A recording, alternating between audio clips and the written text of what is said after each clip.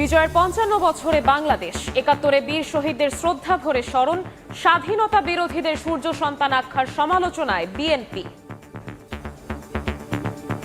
গোলাম আজম সহ ওর সাঙ্গপাঙ্গরা যদি জাতির শ্রেষ্ঠ সন্তান হয়, তাহলে বীর মুক্তিযোদ্ধাদেরকে অপমানিত করা হচ্ছে। বাংলাদেশের প্রকৃত মানুষ তাদের সমস্ত ষড়যন্ত্রকে নস্যাৎ করে দিয়ে অবশ্যই বাংলাদেশের স্বাধীনতা সার্বভৌমত্বকে অটুট রাখবে।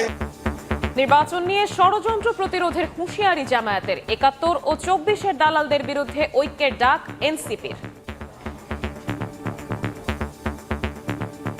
সাবধান করে দিচ্ছি, যদি কারো প্রতি সামান্য কোনো আনুকূল্য দেখানো হয় তা বরদাস্ত করা হবে না। ৭১-এর দালালদের বিরুদ্ধে, ২৪-এর দালালদের বিরুদ্ধে আমরা বাংলাদেশের জনগণ, বাংলাদেশের তরুণরা ঐক্যবদ্ধ আছি।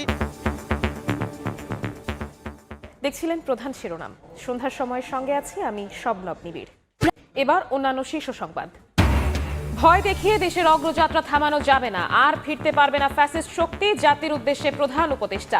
হাদিকে গুলির ঘটনায় কাউকে ছাড় না দেওয়ার হুঁশিয়ারি। হাদিকে হত্যা চেষ্টায় জড়িতদের অবস্থান জানতে ফিলিপের খোঁজে আইন শৃঙ্খলা বাহিনী। সীমান্ত অভিযানে আটক ৪, ফয়সালের সহযোগী কবির ৭ দিনের রিমান্ডে।